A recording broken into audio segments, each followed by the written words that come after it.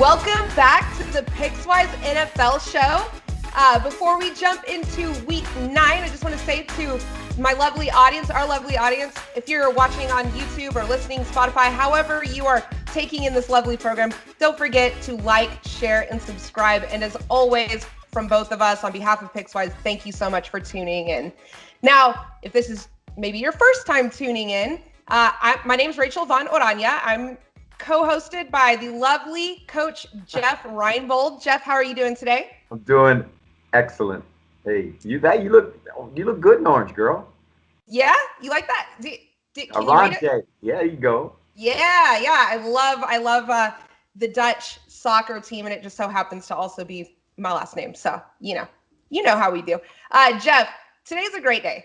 Okay, there's a lot of controversy going on in the country. There's crazy things happening everywhere, but I can find something to really cheer about today right here in the United States. Sports betting has become legalized in 3 more states. You have Maryland, Louisiana, and South Dakota. And just a little caveat here really quick. I go to Louisiana a lot. I'm based in Houston. I live in Houston, Texas.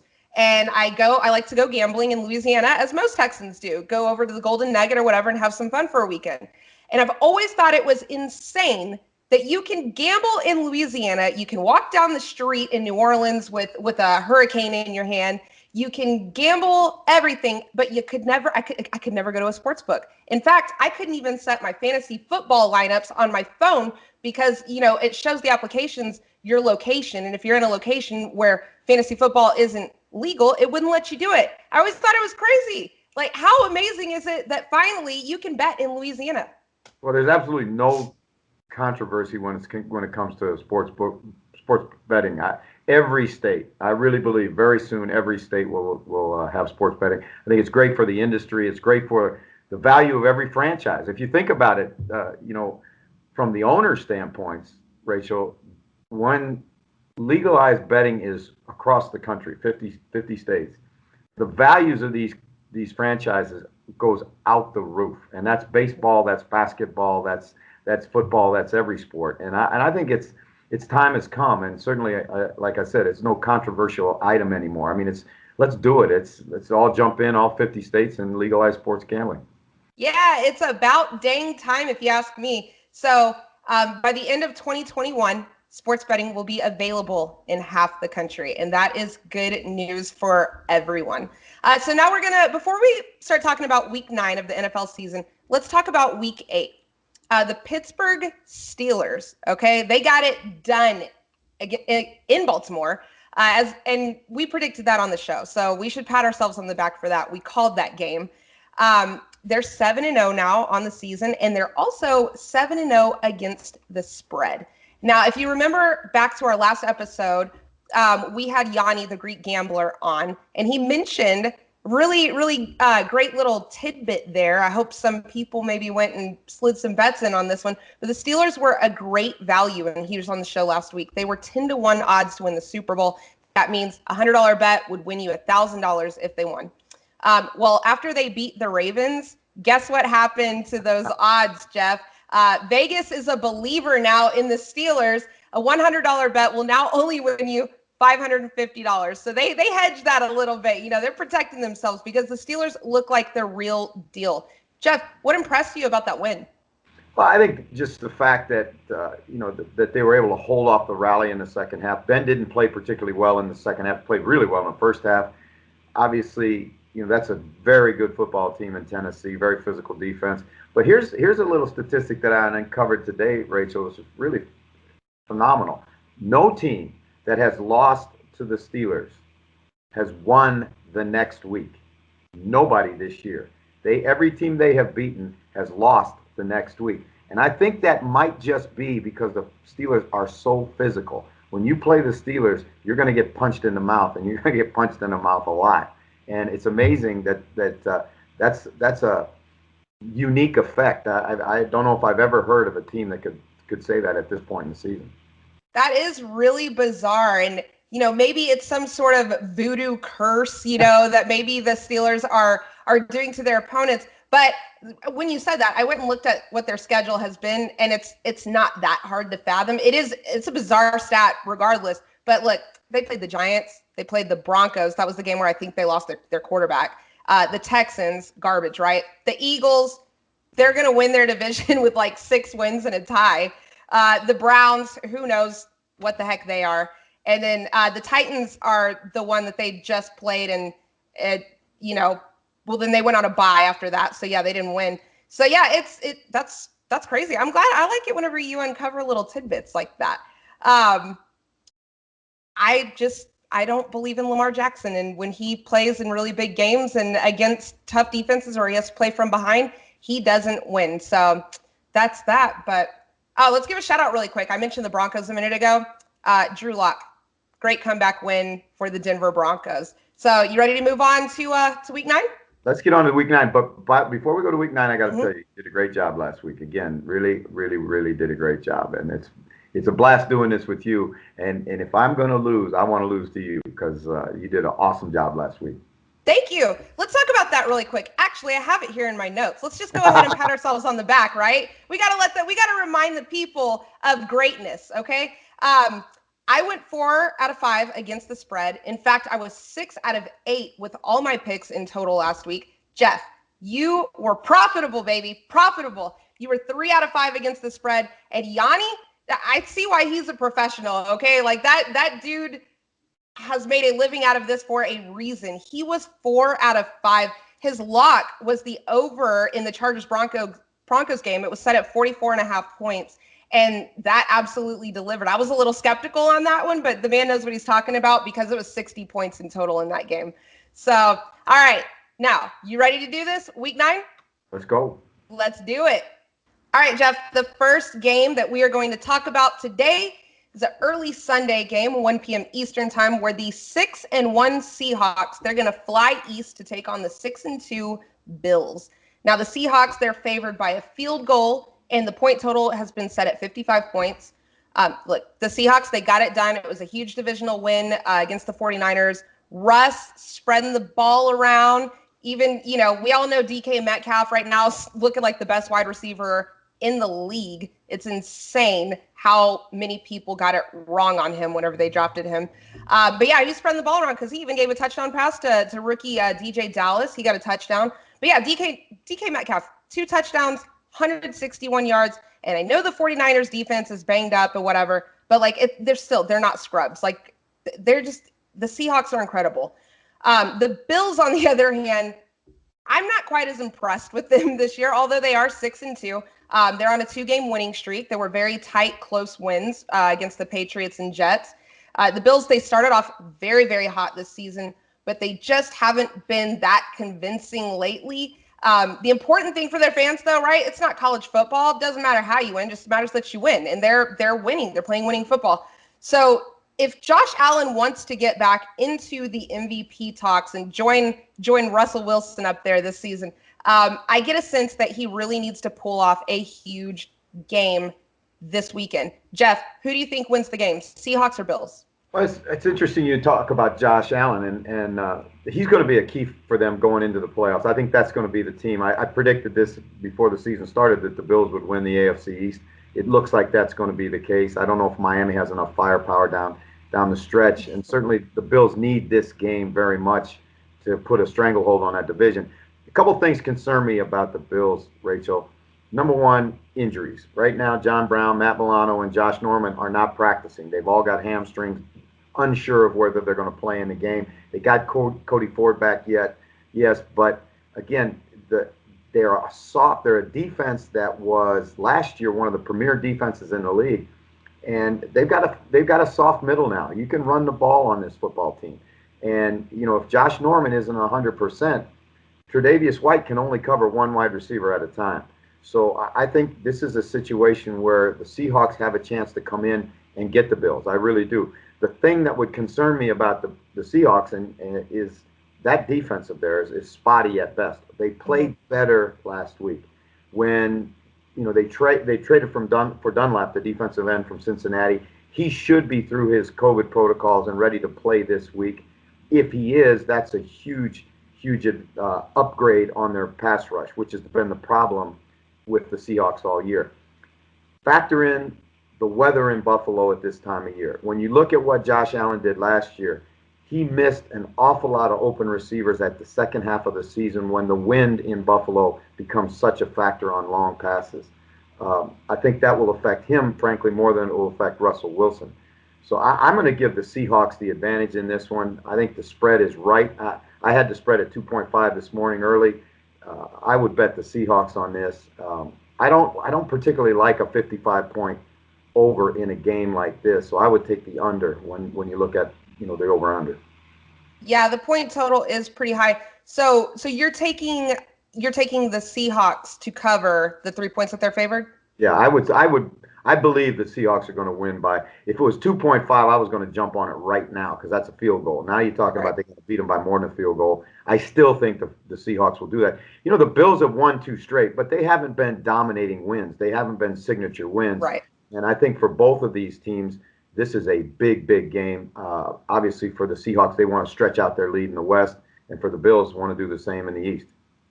Yeah, the Bills. I feel like the Bills kind of need this more for morale reasons, for obviously standings and their division reasons, all of those things. But I do think that the Seahawks are going to take it, and I would actually take them winning by 5. I've said it all season how much I believe in Russ. I believe that they're getting Jamal Adams back for this game, and that dude is a game changer. That was one of the best free agent pickups, I think, in the season. Normally this time of year, the weather is really bad in Buffalo, but if the weatherman on my screen is correct, it's going to be 68 degrees and sunny. So I think these guys are going to be able to throw the ball all over the place, but Josh Allen's good for a pick or two, and I'm taking the Seahawks. The point total, if I'm betting my own money, I don't feel confident on messing with this point total at all. I'd probably just spend it on some props instead. But since we have to make a pick here, I'm going to go with the over. I think both of these quarterbacks are gunslingers, and both defenses, as you said, the Bills, they've softened up in the middle, and then the Seahawks, their secondary has been what it is all season. So I'm going to go with the over. So Jeff and we both have the Seahawks, and he's taking the under on the point total. I'm taking the over. Guys, let us know, is Russ cooking in this game, or can Josh Allen and the Bills pull off a moral victory and a real victory in this game? Let us know in the comments below, and I will try to talk back to you. All right, Jeff, so 4:25 Eastern time, the undefeated Steelers, producer Ben's undefeated Steelers, they're taking on the 2-6 pathetic Dallas Cowboys, toothless Dallas Cowboys at Heinz Field. We film this show on Wednesdays, and whenever there's some crazy spreads or something that we think that there could be some more movement on, we just always like to reiterate the fact to you guys, the audience, that we record this show on Wednesday. Obviously, things can change come Sunday. But right now, the Steelers are favored by 13.5 points, and the over-under point total is set at 41.5 points. Now, the Steelers, they're undefeated, right? They're 7-0.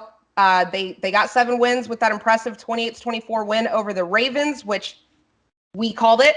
Look, the Steelers are just doing everything right. Okay, they're playing to Big Ben's strengths, which is short passes right now, and it's working. The Cowboys, they lost 23-9 on Sunday night against the Eagles. Rookie Ben DiNucci, James Madison University, he did okay. Oddly enough, his statistics were almost identical to Carson Wentz's in that game. Is uncanny. But they couldn't capitalize. They weren't scoring in the red zone. So the Nooch, as they were calling him, the Nooch has been benched that quickly. Some betting stats, Jeff. The Steelers, they've covered the spread in their last 5 games, while the Cowboys are 0-8 against the spread this season. Jeff, one team doing great, the other obviously not. Are the Steelers going to cover this insane college-looking type of spread, though, 13.5 points? Well, you know what? This is one of those buyer beware games to me with that spread. And you look at 13.5. That's a 2 touchdown victory that they have to get, which is tough to do in the National Football League, even when you're playing against a bad team like Dallas. I just really think that this is one, if you're gonna bet it now. bet it now because this line may move. And if it moves more, if it gets to 14, 14 and a half, 15, then I'd stay away from it because you're talking about a real prohibitive spread in my mind. It's fascinating to me, Rachel, that we just talked about Seahawks and the Bills, and the over and under was 55. Now we're talking about a game with a 13 and a half point spread, and the over and under is 43 or whatever it is. So it's, they're counting on the Steelers to score all the points in this game, obviously. And that makes sense because the Nooch is no more. And we're looking at might be Garrett Gabriel, who they picked up off the street 2 weeks ago. He played his college football at SMU. He's not a starting quarterback in the NFL. Let's be honest. He's the only games he's played in the NFL have been preseason games, and preseason football, as we know, is way different than the real deal. He's facing a Steeler defense that is nasty at all three levels. I think their defense did as much to win that game last week in Tennessee rather than the offense. So I'm going to take the Steelers. I'm going to take it at 13 and a half, and I don't know how does Cowboys score points. I really do not know how they're going to score more than 14 points. So you're looking at 41, and then that means that the Steelers are going to have to score 35. So right. I'm gonna take the under. As goofy as that sounds, I'm taking the under, and I'm taking the Steelers to cover a 13-point spread, 13.5-point spread. Yeah, who knows? You would think with Ben Roethlisberger and Coach Tomlin that they're such veterans, right? They've been doing this forever. They've played teams that were really bad before. You hope that nothing crazy happens where maybe they overlook a team, and they just don't really play up to standard. They're at home. They're not even having to travel for this game. Like it is a crazy, bizarre spread though. I fully, lock of the century, right? The Steelers have to win this game money line. As far as the spread goes though, I don't know. Like I was kind of surprised that the Eagles last week couldn't, we always talk about how bad Dallas's defense is. They're horrible, right? Even though they got Van Der Esch back and they got some other guys back, they're still terrible. But I was surprised that the Eagles couldn't put up more than 23 points. And it really made me mad that they couldn't put up more than 23 points because I had a prop bet just that they would score 27 and I would have hit a huge parlay. But I digress. The Cowboys, there's no hope for them. There's absolutely no hope. No matter who they put at quarterback, there's no protection for the quarterback. They're just too predictable. The play calling is crap. It's just, Steelers are going to win. If I'm putting money on it, I guess I would take the over just because today's NFL, right? You think they're going to score a lot of points. The rules and the referees and everything is geared towards offense. The Steelers are going to be the ones having to put up all those points, but I think they can do it. So we both are taking the Steelers to win this game, and you have them covering the spread? I have them covering, but again, I don't know how Dallas is going to score points, and right. I think the Steelers to score 43 on their own or 44 on their own, they're going to have to turn the ball over 4 or 5 times. They're going to have to get short fields and quick scores because 44 on your own is tough to do if right. You're practicing against the practice squad. So I just really think that I'll take the under and give me the Steelers and the 13 points and lock me in and let's go.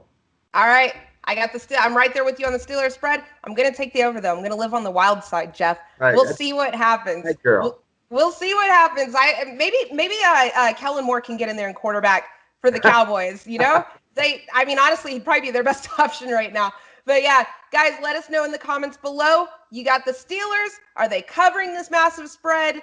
Or do you think, can the Cowboys pull something out of their behinds? Let us know in the comments below. Jeff, picture this. Prime time. The muggy city of Tampa Bay. Okay, 2 old Hall of Famers duking it out on the field. It's prime time. Okay, now it's an NFC South matchup, and it's going to be fire, and everybody's looking forward to the game that we're about to talk about. These Saints come marching into town, into Tampa Bay. Drew Brees going to take on Tom Brady. And the Bucs, well, they're favored by 5.5 points. And as of right now on Wednesday, the point total is set at 51.5. I cannot wait for this game. And to make it even juicier, okay, Antonio Brown has been activated for the Bucs. In fact, Antonio Brown is actually living with Tom Brady. We just found out this week. So Tom Brady is babysitting this man, as it seems. But no, I digress. Very, very talented young man. And if he's 80% of what he, was and what we've seen him do, then world watch out. He's going to fill the void for Chris Godwin in this game. He will not be playing. He is injured again. Now the Bucs last week, they kept it closer than most people thought. That people thought they were going to run away with that game against the Giants. Your Giants. Don't forget, that's your Giants, Jeff. But they pulled out of there. They did what they had to do to get the win. Gronkowski. Okay, we're talking about the wide receivers for the Bucs, but Gronk has had 3 touchdowns in the last 3 games. The connection has been rekindled there. The Gronk monster has been awoken. Now the Saints, okay, they went to Chicago last week. They beat the Bears in overtime, 26-23. The Bears, man, they get you every time. Drew Brees, he's already solidified himself as a legend and an icon in this league, but he broke another record. He now has passed the 500 touchdown mark. So congratulations to him in a wonderful career. Now, but the main thing about the Saints right now is that 3 of their best offensive players have been very limited this week in practice. Kamara, Brees, and Michael Thomas. Brees, right shoulder injury, Kamara with a foot injury, and Michael Thomas with a hammy. We're certain Brees and Kamara are going to play. They're just kind of resting, taking it easy. Michael Thomas, though, we believe is going to be a game time decision. Now, here's some betting stats for you, Jeff. The over has landed 7 times in a row in Saints matchups. Okay, Jeff, the Saints, they're going to get some things going, and the Bucs are hot. This game is probably going to be tough to call. Remember, the Saints took it earlier on in the season. Who do you think wins tonight or Sunday night? Well, I'm going to take Tampa Bay. Now, again, remember that the Saints are going to get Emmanuel Sanders back in this one, too. He comes off COVID protocol for this game. So if they can get Thomas back and Kamara, I agree with you. I think they're resting these guys because it's this point in the season and they know how important that they are. I think this game is for the division title, frankly. I think there's one thing that I know that really, really, really makes me feel good about Tampa Bay is that no team ever in Tom Brady's history, no divisional rival has ever swept him. None of them. Not one time in 16 or 18 years, however long he's played. And I don't think the Saints are going to be able to do that on the road in Tampa. I think what we saw in New York with my Giants, as you call them, was that Tampa was frankly overlooking the Giants because everybody knows on this schedule that this game, this Sunday night, is going to be for the divisional crown. And you add Antonio Brown to that already potent offense. I mean, they have so many weapons now. And think about the last time these two came, off a short week. They were together for the first time in New England, and the connection was magical for the first time. In a first game, they ripped it up, and I think they will do the same thing in this game. I listened to Antonio Brown speak today, and there was a lot of contriteness and a lot of humbleness there, but there was also you could sense this guy wants to prove that he's just as good as he was back in the day. So I think that's just too many positives for Tampa Bay. So I like the Bucs, I like the spread, and I like the over. I agree with you 100% on everything. I like the Bucs, I like the spread, I like the over. Antonio Brown, man, I saw him speaking as well, and I was like, who has inhabited this man? It doesn't seem like the man. Tom Brady. Yeah, exactly. And I also saw that Tom Brady has had him working with some motivational speaker. I can't remember his name, but he's a really famous guy. A lot of people know exactly who he is. Kind of working with him mentally and everything.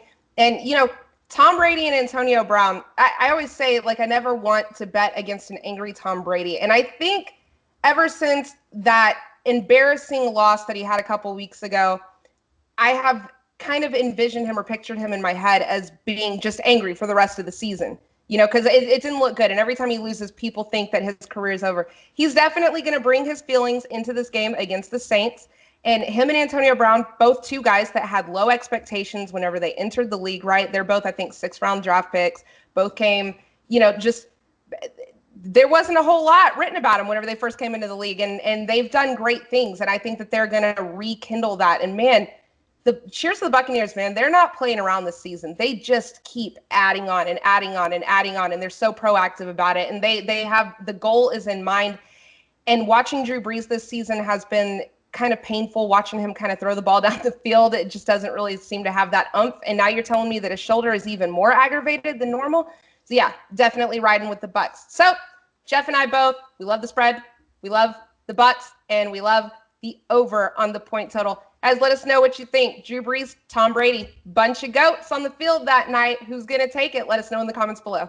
All right, Jeff, you know what time it is. It's time for the Pickswise Parlay of the Week. And if it's not self-explanatory enough for the audience, I will explain it. It's where we both give you a 3-game parlay for you to go win some money on. And we're really good at it because I don't remember what the record is, but it's really good. Okay, so just trust us, okay? Take our picks and go win yourself some money, okay? I'll start it off real quick, and then I'll let Jeff have the floor for his 2 picks.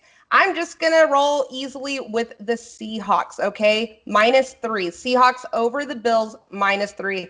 Feel very, very, very, very, very confident in that. Let Russ cook. The Bills, their defense won't be able to handle how much he spreads the ball around. Their defense is getting soft in the middle, like you said, and I just think they're going to win. So there you go. And Josh Allen has been a little lackluster lately, so I feel very good about that. Jeff, who do you have?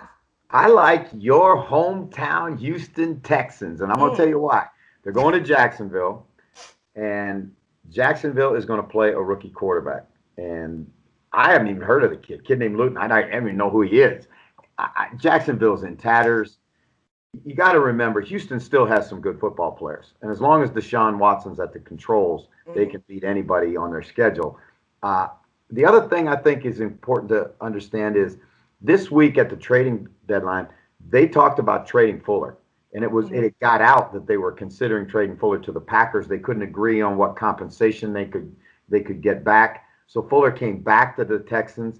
And in my experience, when players go through that, it pisses them off, and they're going to show you that they're worth, keeping, and that you made a mistake putting them out there on the trade block. And I think he'll explode. I think he'll have a big game in this game, and I think the Texans will roll down in Jacksonville. Okay. And for our 3rd pick, we decided to just kind of give you guys a joint pick because we both agree with this one a lot. Jeff, we're liking the Ravens. They're favored by 2.5 over the Colts.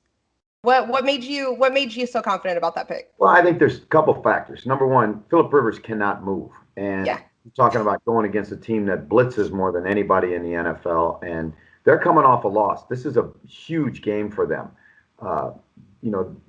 Indianapolis, to me, I wouldn't touch Indianapolis ever. They're such a funny team.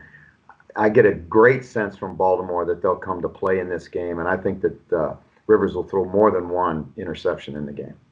Yeah, that's pretty much a given, right? So if you could find a props bet on that, on over under how many interceptions River throws, you're probably good for 2 a game. But we also saw Lamar Jackson throw some interceptions last week, so who knows? They're both really well-built rosters, and I love the Colts roster. I love what Ballard has built down there and how they've drafted and everything, and Leonard's back, and he's playing on fire for them.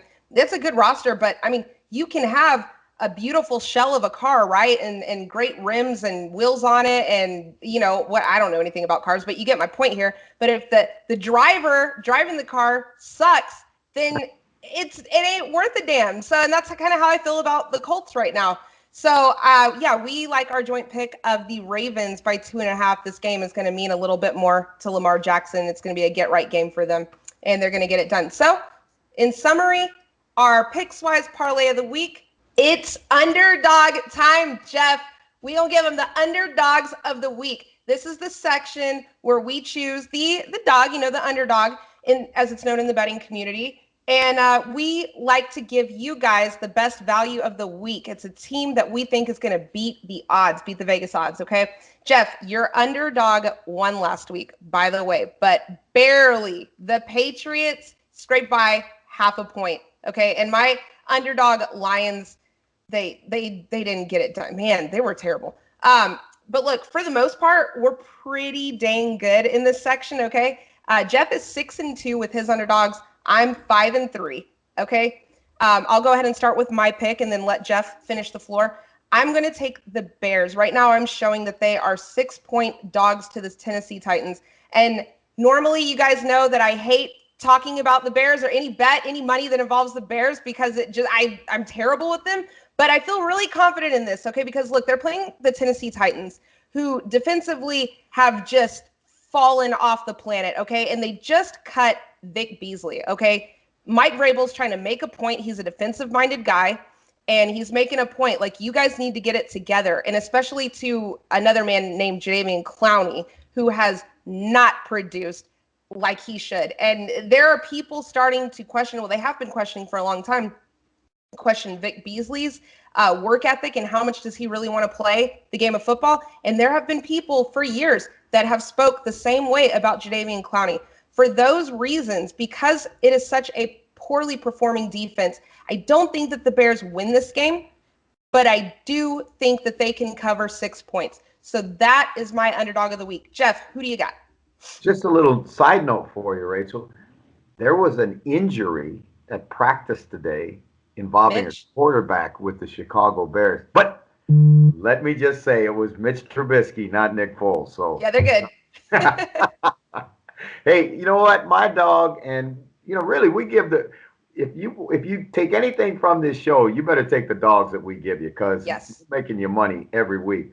And I'm telling you what, the one that shocked me, and I mean shocked me, Rach, is the Raiders being underdogs to the Chargers because the Chargers have quickly turned into the AFC's answer to the Atlanta Falcons. They find a way to collapse in the second half and lose almost every week. They're 2-5. That's too good a football team to be 2-5. The Raiders are 4-3. They just had a huge win in Cleveland, and the Raiders swept the Chargers last year when the Chargers were healthy on defense. So I like my Raiders in this one. Yeah, it's funny you mentioned my Falcons. I love your subtle jabs at me. I remember the Chargers doing the exact same thing with Phillip Rivers. Yep. It's bizarre. I don't know how to explain things like that because Phillip Rivers isn't there. But like, how do you explain? It's almost like a genetic thing. It's in their blood. It's in their DNA. It's really bizarre. But yeah, it's a really good pick by you. I have a lot of faith in the Raiders, and so I'm totally good with that. So Jeff's dog is the Raiders, and I'm saying that the Bears, they're not going to lose by 6 points this week. That is your Pickswise underdogs of the week. All right, Jeff, you ready for Thursday night football? We're going to have the Packers, and they're heading west to go take on the 49ers, and it's going to be a rematch of of last year's NFC Championship game. Now, look, just a little caveat here for everybody. It is Wednesday, and as far as we know, this game is a go. But we know that there are COVID concerns. Kendrick Bourne, he tested positive for the virus for the 49ers. So hopefully this game still happens. Everybody's safe and it all works out. So we think it's going to happen, though. And that's what people on the talking heads on TV I see are saying. So we're going to go ahead and talk about it. OK, now the Packers are favored by 6 points and the point total is set at 49.5 right now. The Niners, they struggled against Seattle. They lost the game 37-27. They couldn't really get much going. And then Nick Mullins, the great, came in and he had 2 touchdowns and threw for 238 yards. So that was some silver lining, I guess, for them.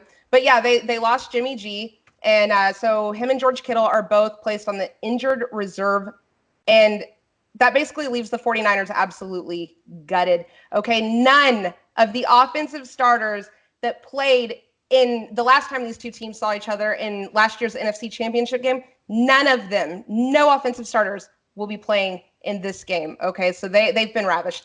The Packers, They lost to the Vikings despite being 6-point favorites.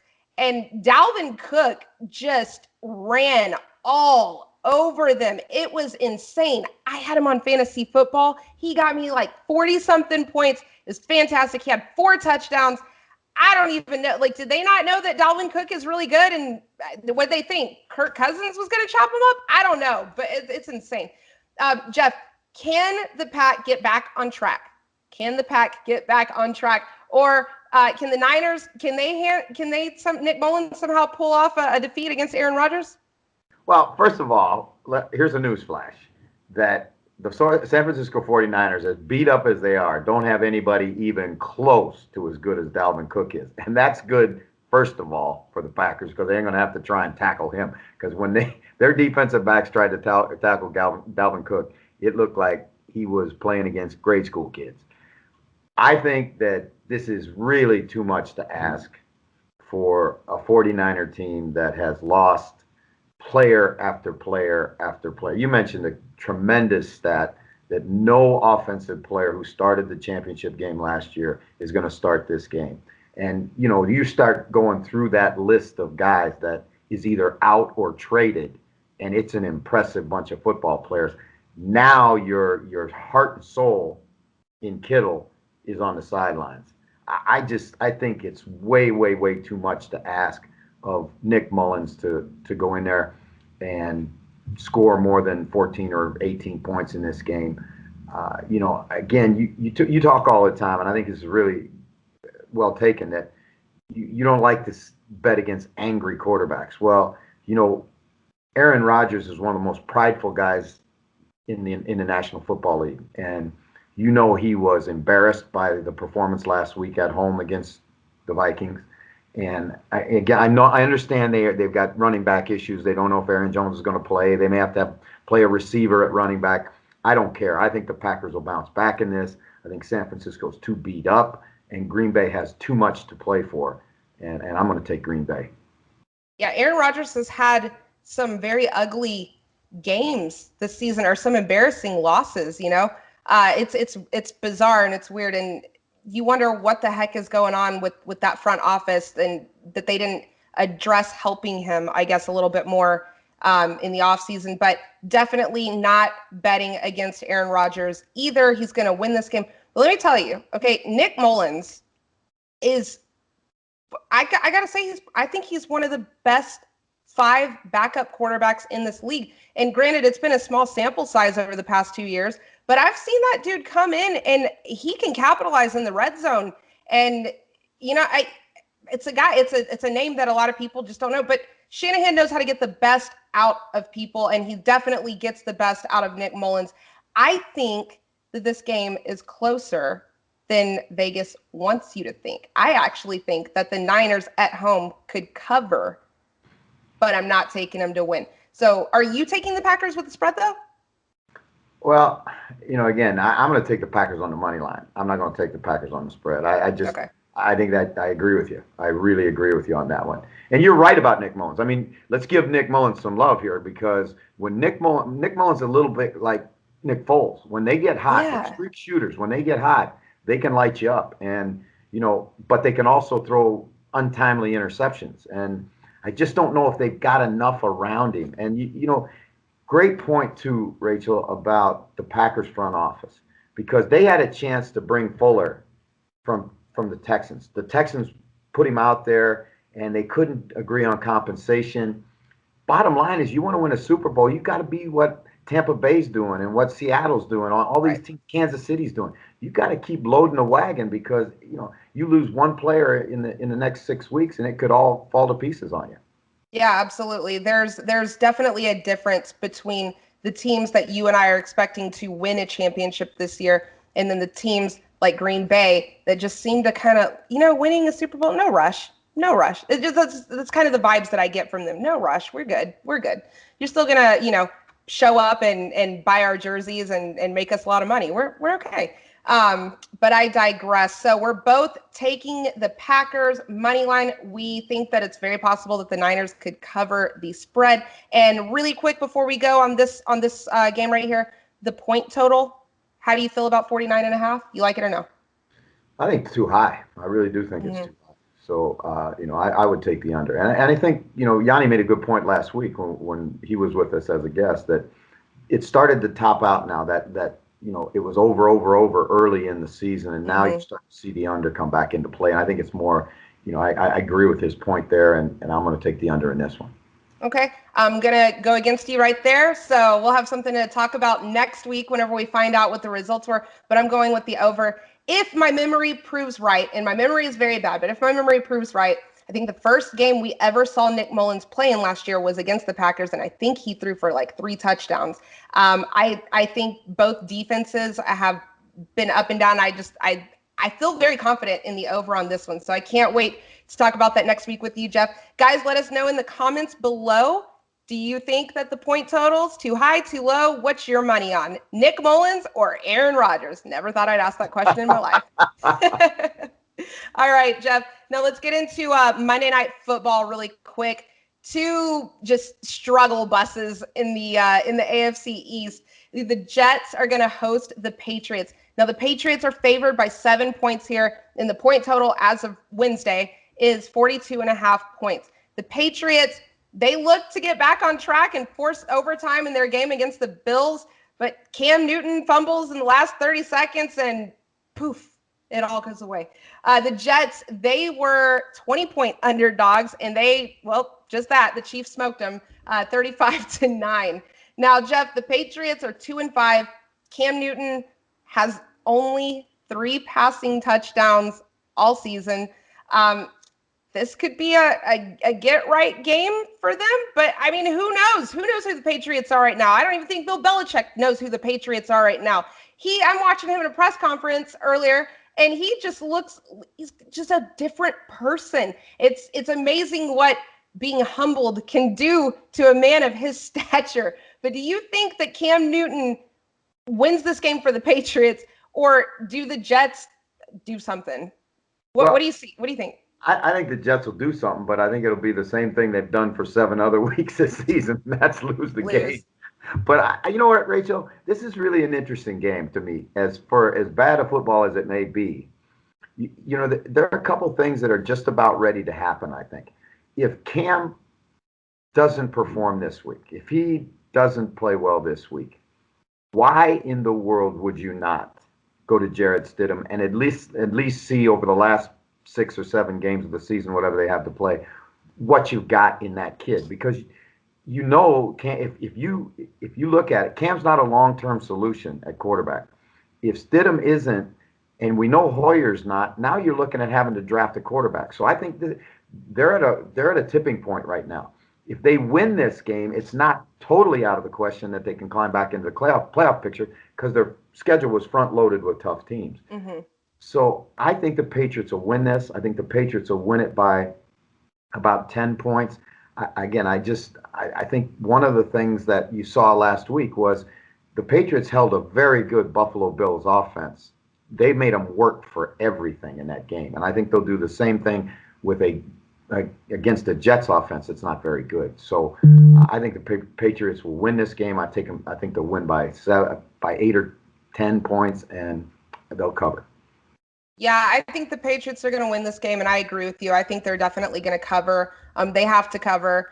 There's just too much pride on the line not to. You know what I mean? Like I said, Cam Newton, I'm watching him on the sidelines last week. He looks defeated. Bill Belichick in a press conference looks defeated. But I know that those 2 guys have pride the size of Texas, and they're not going to go down like that.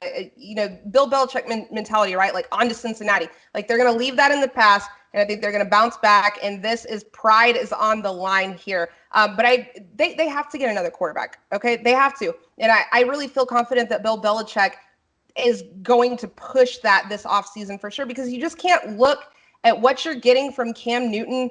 I mean, the Panthers let him go for a reason, and now you thought you could revive him, and it's just not happening. I think he needs to go play backup somewhere, and I think Bill Belichick, you don't go from Tom Brady for years to this much of a drop-off from quarterback production. And no, this offseason, I think he's just going to be going crazy, like what do we have to sell our soul to get Trevor Lawrence or something, maybe even like a Matt Ryan. Maybe you could trade for him. Who knows? But they're going to get another quarterback. I feel confident about that. So in summary, we both have the Patriots handily beating the Jets. Pride is on the line. And the point total was 42.5. You over under? That is a really well set point total. Yeah. And I'm gonna take the underdog. Same. We both take the under. All right, there you go. Let us know in the comments below. Bill Belichick or the Jets? I think I know what you're gonna say. But all right, Jeff. Before we go, you and we got to get back to at least 500. Okay, we got to get back to 500. We're gonna give you guys our Pickswise locks of the week, and I know that we started off really hot, and then just recently we getting a little shaky there. But we're gonna get back to 500, and then after that, we're gonna, we're cruising the playoffs. Okay, Jeff, I'm gonna give my lock of the week, and picking this week's locks of the weeks is hard because we don't want to be super obvious. You know what I mean? Like last week, whenever it was the Chiefs over the Jets, like obvious, right? You don't need our help for that. So because of that reason, I'm going to go with a game that I feel really confident about, and it's only because of what I just saw them do to the Buccaneers at home. I'm going to go with the Giants. Jeff, your New York Giants and Danny Dimes to beat the Red, I almost said the old name, to beat the Washington football team. Okay, I know it's a divisional game, and I traditionally don't like divisional games, or I don't get so confident about them, but I'm kind of surprised that they're underdogs here in this game. And I saw Daniel make some throws last week against the Buccaneers, which is one of the better defenses in the league, that showed me why the Giants drafted him. I see the potential. I see it there. And I think that his teammates believe in him as well. Every once in a while, their secondary seems to show up. And I don't trust in DC's football team right now at all. I'm kind of surprised by this. Like, am I missing something here? Why almost 3 points? So for that reason, I am taking the Giants as my lock of the week. Bet money line, bet 2.5, 3, whatever you want. I'm taking them. What you got, Jeff? I'm gonna go money line too, but I'm gonna go to that other team that you watched play against the Giants last week in the Tampa Bay Bucs.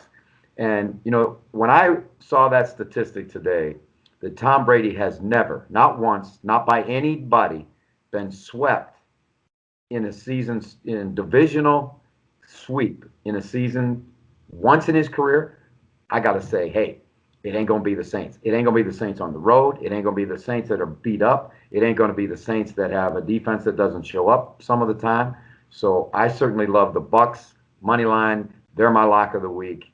And Tom Brady's going to make it a career without being swept by a divisional foe. I tell you what, I'm going to put money on your lock of the week because I wholeheartedly agree with you. It's comeback season for Antonio Brown. They're out to prove a point. And you know how I feel about the Saints, period. I'm not the biggest fan, Falcons fan here. I don't like either one of these teams. But you know what? No risk it, no biscuit, as Bruce Arians says. Say it, okay, baby, say it. Yeah, they're gonna get it done this weekend, and I cannot wait to watch it. I cannot wait for this game. It's gonna be fireworks, and I can't wait to come back and talk about it. So wrapping up the locks of the week: Giants and the Bucs money line. Book it. All right, guys, thank you so much for tuning in to the Pickswise NFL Show Week 9 preview. We'll be back next week, obviously, to preview Week 10. And, man, the season's going by fast, isn't it, Jeff? Too fast. I enjoy it. Doing this every week with you, and I feel like Bill Belichick. I'm always on to next week. Thank you so much for those kind words. I love doing the show with you as well. And guess what? Next week, whenever we come back, we're gonna have a special guest lined up. All right, from the NFL, and I'm really excited to have him, and it's going to give us a really, really nice inside look at the Steelers and what they're doing right now, and we're going to get some good info from that. So, but I'm not going to tell you who it is yet. Okay, shh, it's a secret. You have to tune in next week. All right.